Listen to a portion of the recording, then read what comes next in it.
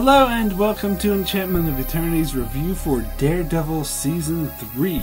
So in this video I will give a full review of Season 3 of Daredevil, so I have to start with a spoiler warning for Daredevil up to the very end of Season 3. So if you haven't seen all of Season 3 of Daredevil, you will not want to watch this video because I will be getting into full-on spoilers for the video. So, well, the Marvel Netflix shows, I think it's been pretty much agreed that they've been sort of declining. Although I would say this year they had a pretty good year, but when I was coming into Daredevil Season 3, my interest level was not very high at all, to be frank. To be perfectly honest, because with Daredevil in particular, my interest in that show had been waning. Because although I did really love the first half of Season 2 of Daredevil, I didn't really care for the second half of Season 2 of Daredevil. And then there was the Defenders, which Daredevil and the characters from that show that were in the Defenders, I didn't really care for them. Like, particularly Foggy and Karen, I thought were really annoying in the Defenders, as they were just whining about, oh, why is Matt still Daredevil? I was getting tired of them, and I didn't think Daredevil was particularly handled that well in the Defenders either. And of course, the Defenders ended with a big cliffhanger of, Matt dying, where he wakes up and he's being cared for by nuns.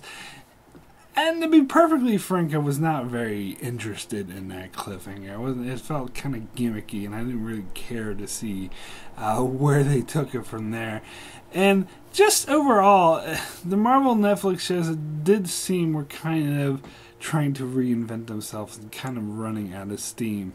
Now, I will say with Season 2 or Season 3 of Daredevil, when I actually watched it, I started watching the first couple episodes, and I seemed to have my feelings confirmed because they were kind of dull, kind of boring. I didn't really get into them that much, and the storyline with him waking up with the nuns, that went down pretty much as I would thought, which I was not very interested in that.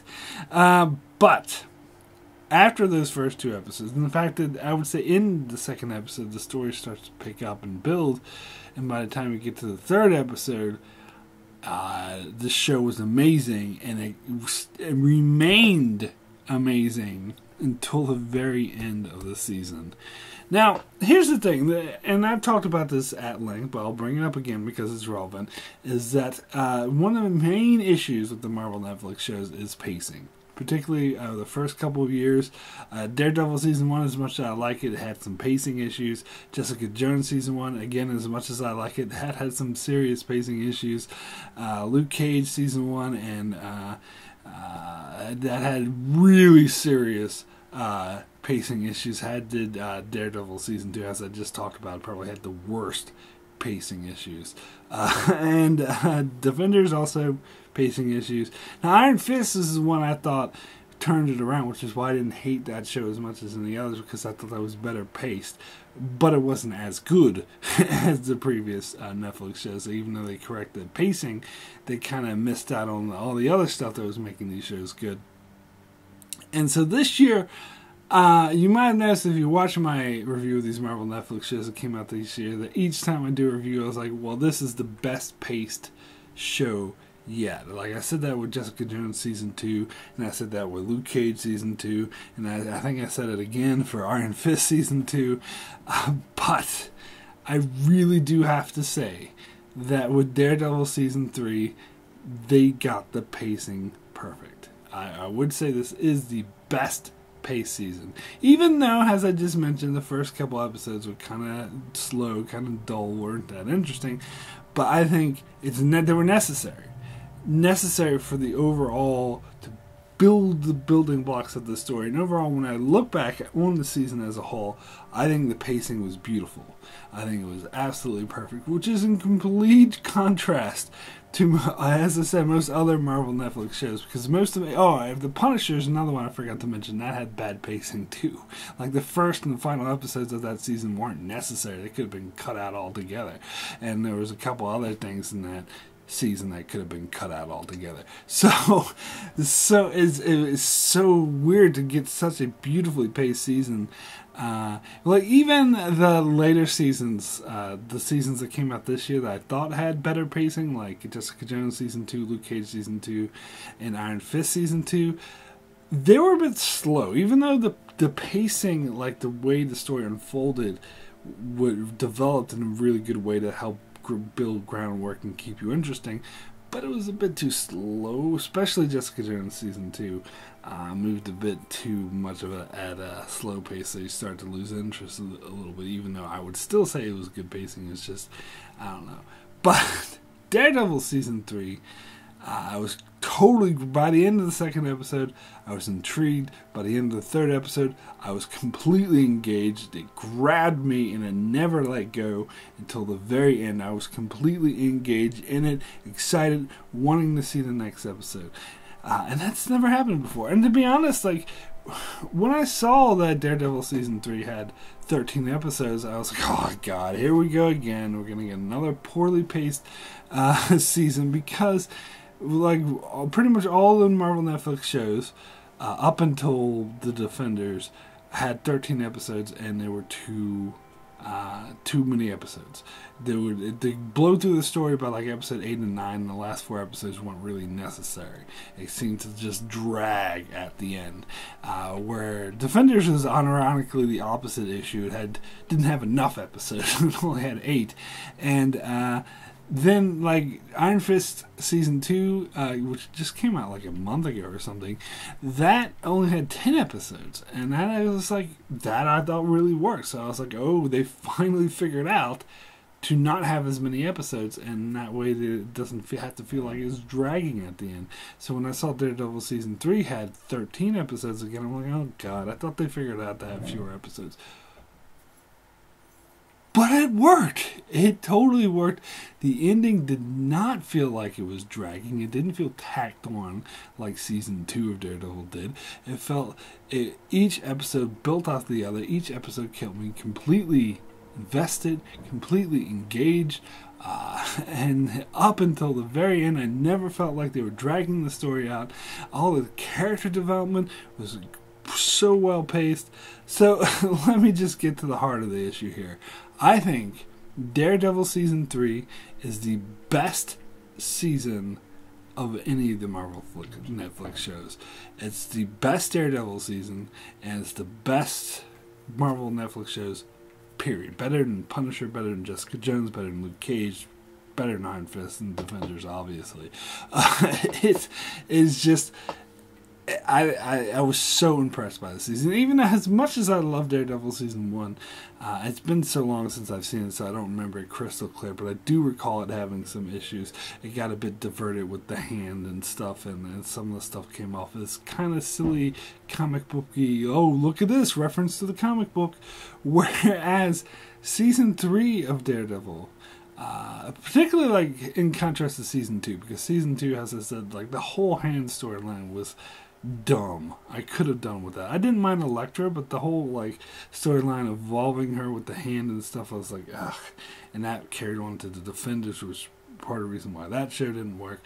But Season 3 of Daredevil was completely focused. Like Season 2 in particular had first 5 episodes Punisher, and the rest Elektra in the hand. It was very disjointed, and it felt very jarring and not very well paced. Even some of these other shows, like Iron Fist Season 2, had a couple of different storylines going ahead.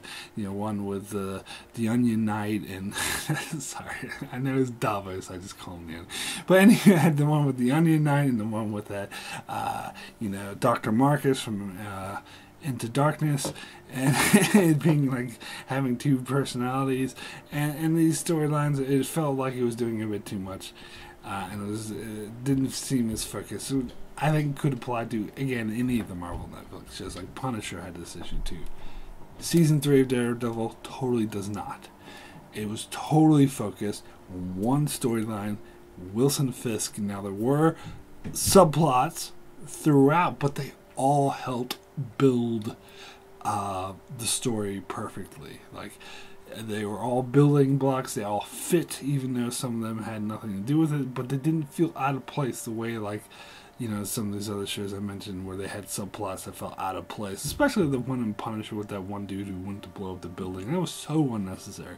Here, everything helped build the characters, the plot, the story.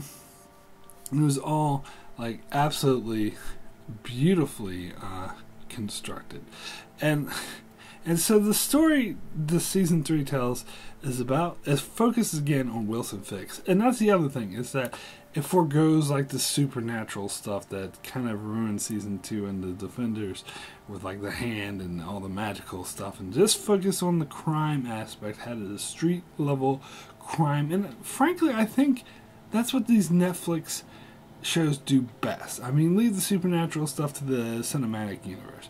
I think the Netflix Marvel shows work best when they focus on the street level, not too much on the supernatural thing. And so that's what this season did. It focused completely on Wilson Fisk, and the storyline was so well crafted. One of my favorite, I think, aspects of this season was the character of Ray Nadine, FBI agent who was first introduced in episode 1. You're kind of thinking, what? Because they introduce him with his family, you kind of think, well, what does this have to do with anything? But they sort of, then he goes to meet Wilson Fisk, and you're like, oh, okay. That's what, but they build to it, and they really do an amazing job of developing this character, getting you to care about the character, getting you invested, like his whole character journey that he goes through on the season, which again, I said there's spoilers, where he dies at the end of the season, like that was so powerful. They did such a great job of developing this character, getting you to identify with this character, even though when the character was doing like evil things that you weren't on board with, you know, things that he would later come to regret, you still could identify with this character. And this is a strength from season 1 that I think season 3, not only did it keep that strength, but it improved upon it. And that's the strength of how every character, even the villains, are very well developed, where you can get their point of view, you can see why they're doing what they're doing.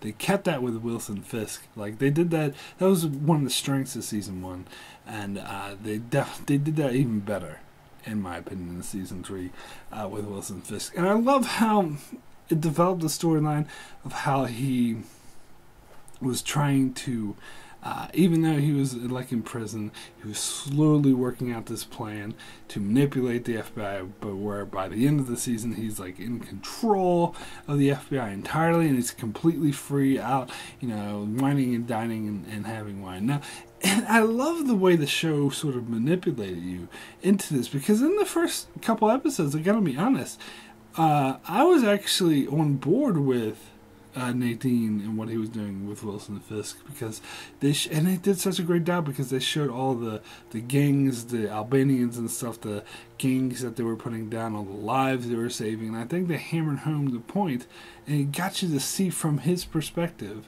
why releasing Wilson Fisk was a good thing. And plus, as I said, they weren't like he wasn't roaming free. He was in the penthouse, but they had him trapped, and they still treated him like a convict. They had like an ankle bracelet, and all the cops there were like wouldn't let him go anywhere, and were being dickheads to him. So you think that, so you really got on board, and because they were doing this, they were able to put a lot of gangsters away and save a lot of lives. So I was actually completely on board. So when Foggy and Matt were totally against this Wilson Fisk and up in arms, like, oh, you guys need to relax. This is just actually a good thing.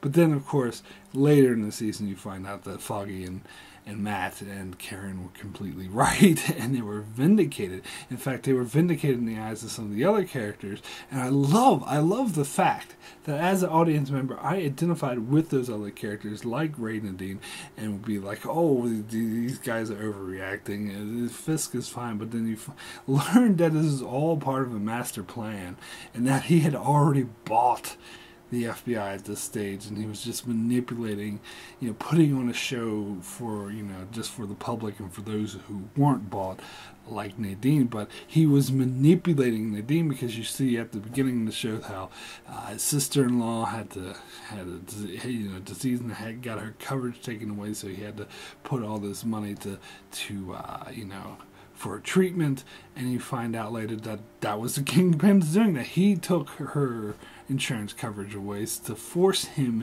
into destitute, to make him desperate, to make him an easy mark to pay off.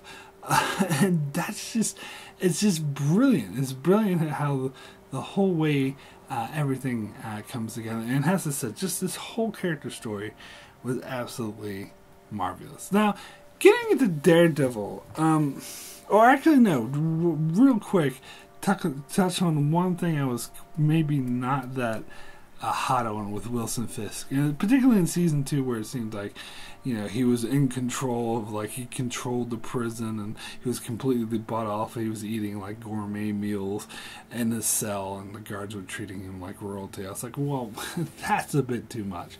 Whereas I thought season 3, they earned that more, because essentially the same thing ended up happening, but they gradually eased you into it, and they sort of explained it better, why he would be doing that. So I thought that really worked. Now getting into Daredevil, Matt Murdock's storyline, which, to be honest, certain episodes, he was the least interesting thing.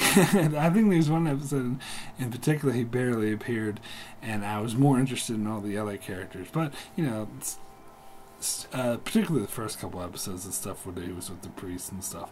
And I gotta say, like, the one thing, I'm not sure about the timeline on this, because in the Defenders they said he died and everyone thinks he's dead, and then you get shows like Jessica Jones, Iron Fist, and Luke Cage where everyone still thinks that Matt Murdock is dead, and now it seems like just all of a sudden he's fine, and he shows up and everyone knows he's fine.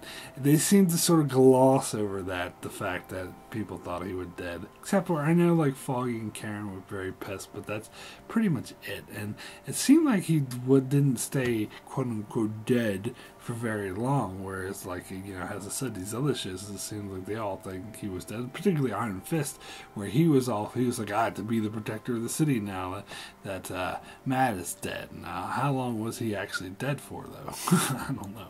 But, so it seemed like it was kind of unnecessary, this whole being dead plot, and I think maybe they didn't have plans when they did this cliffhanger in Defenders, and so when they went to do season 3 Daredevil, they were stuck with this, having to resolve this cliffhanger that they may not necessarily wanted to, so they just had to, and they kind of just yada through it and half-assed it because it wasn't really on their agenda, which I guess fair enough. I mean, I don't think that's a major complaint in the grand scheme of things, because if they just pretended it never existed, then I would be pissed off. They at least addressed it a little bit, and but it seemed like it was kind of an aside, and that it didn't really affect the story overall, except I guess that he was having to live with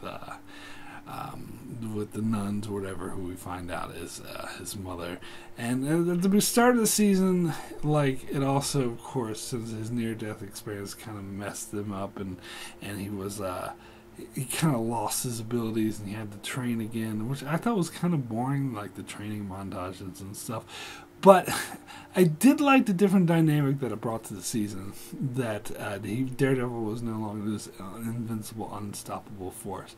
It showed him as having this weak. He was actually weakened in this season, and that showed up, like, perfectly in, like, the hallway scene, because every season, of course, has got to have a hallway, like, one shot awesome fight cinematography hallway fight scene, and I actually really liked it, because when they did it in season 2, I'm like, all right, we got it. And Defenders, I think, well, that one sucked, actually. The Defenders one, they didn't even try.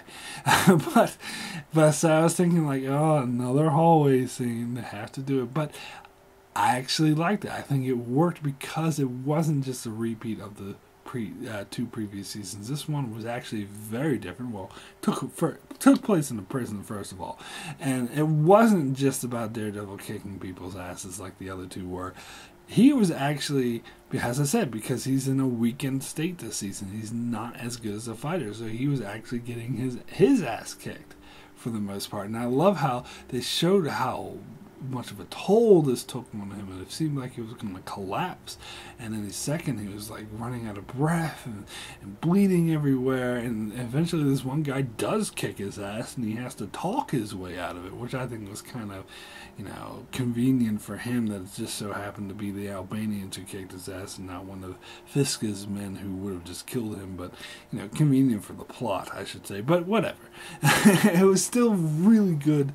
Like, I love the hallway fight scene. I thought it was really good cinematography. And I think it just really worked the way throughout the entire season, the way that Daredevil's a weakened state, particularly in his fighting with Dex, where Dex was putting on the Daredevil outfit and basically kicked his ass almost every time, and so it was an obstacle for him to overcome. And it wasn't necessarily that Dex was a better fighter than him. It was more of that he was a better fighter than him at the moment, because the events of Defenders where he quote-unquote died did sort of weaken him. So I guess I'm sort of contradicting myself, because the events of the Defenders did have some impact, but I think it was overall like the weakened state that he was in the entire season, which I think brought a new dynamic to the show. I think it did really work. Now, since I mentioned Dex or Poindexter, let me talk about this character, because this character surprised me. As soon as we met him, we started spending time with him, I knew he was going to be a main character of focus, because otherwise, why spend so much time with him? They had that whole flashback episode of Fisk, listening to the tapes when we got his backstory and how twisted and demented he was. So I still wasn't sure that he'd become a villain, but I kind of, after that episode, it did sort of get it that, okay, this guy's gonna become a main villain. And I thought it was great how he basically just went crazy, and I bought it, because the show earned it a lot. It's not just throwing in new characters, and this, to me, this is really what sets this season apart from previous Marvel Netflix seasons. Like, I'll bring up the example of Iron Fist Season 2, because Iron Fist Season 2 introduces character Walker. I think her name was Walker. She had like two personalities. One was Walker and the other, I can't remember her name.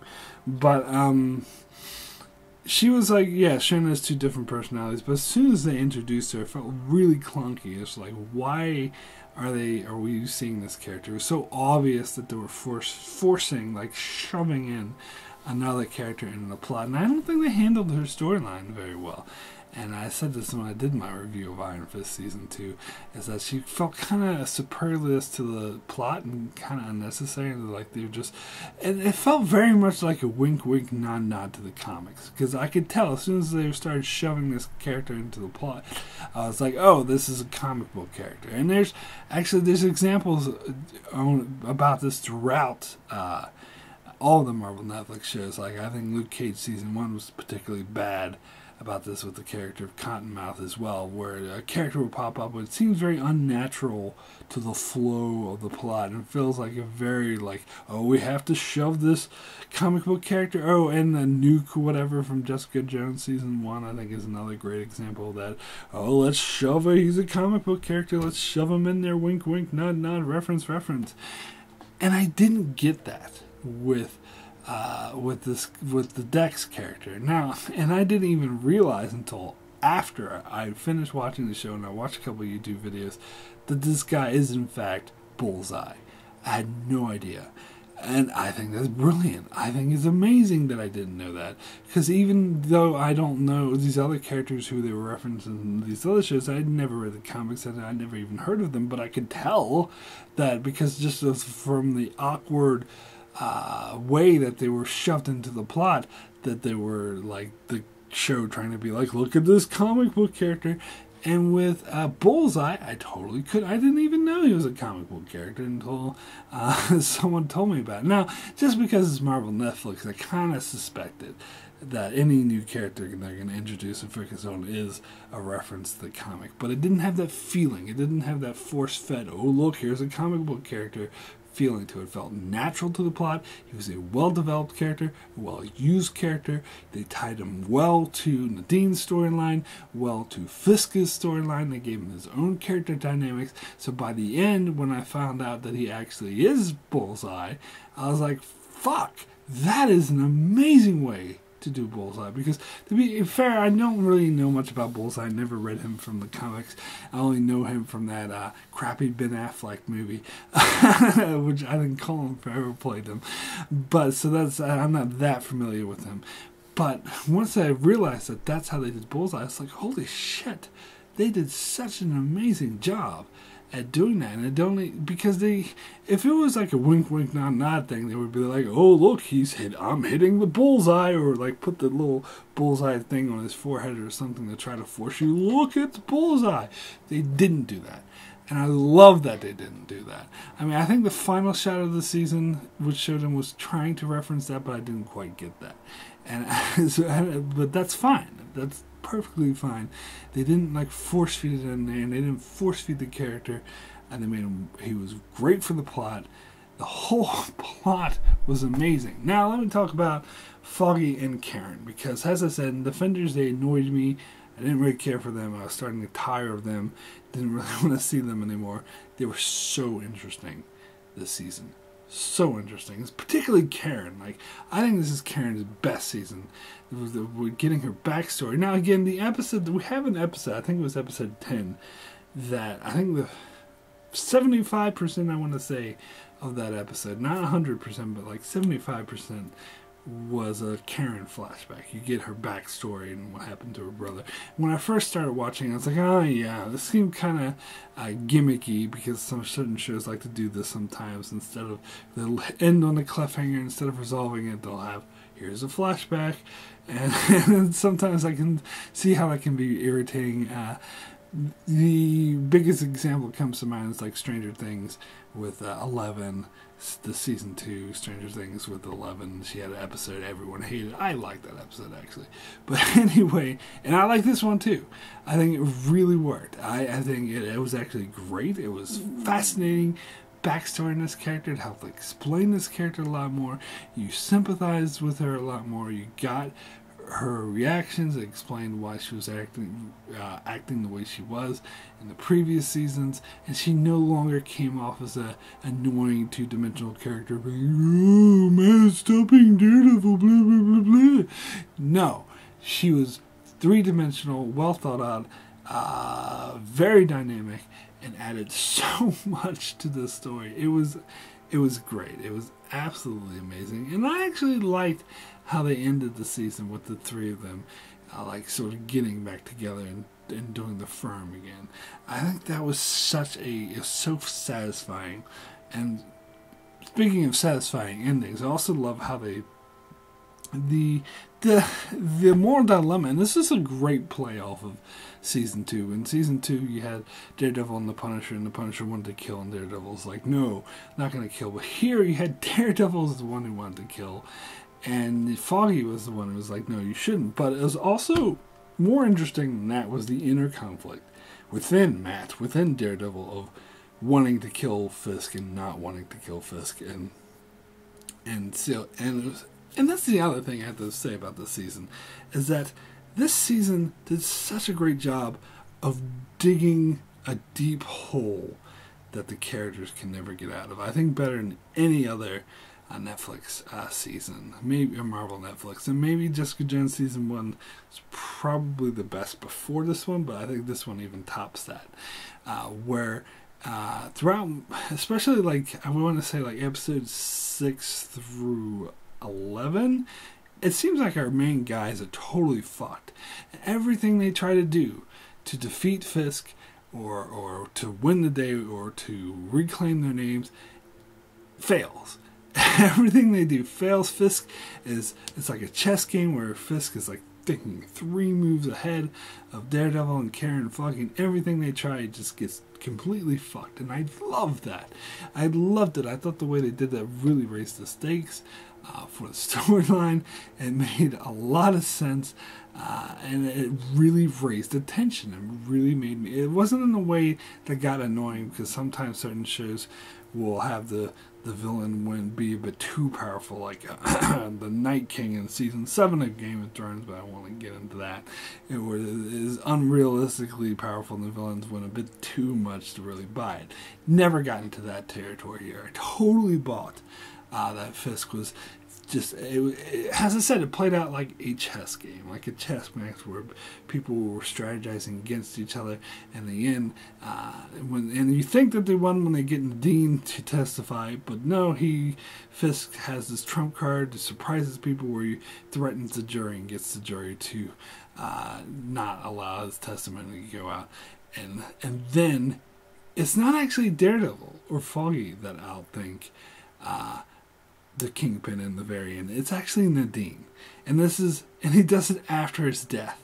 Well, I mean, he did it before his death, obviously, but the effects of it take place after his death. So you're not expecting that, because he died at the end of episode 12. And you're like, wow, he's dead.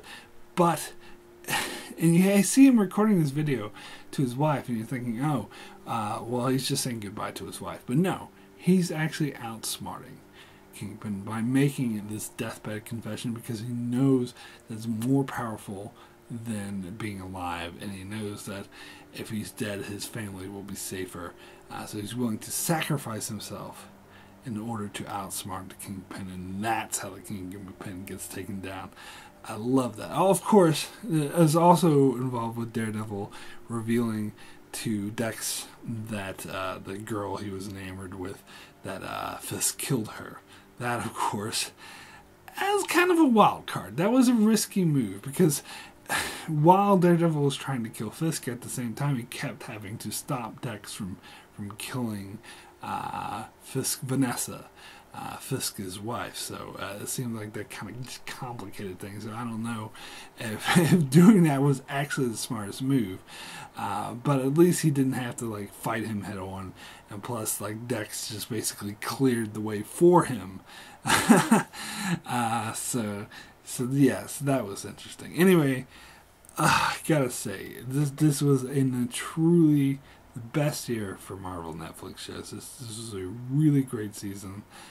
Absolutely loved it. So my rating for Daredevil Season 3 out of 10 is a 10. The best. I haven't given a Marvel Netflix season a 10 before. As I said, this is the best one, so it gets the 10.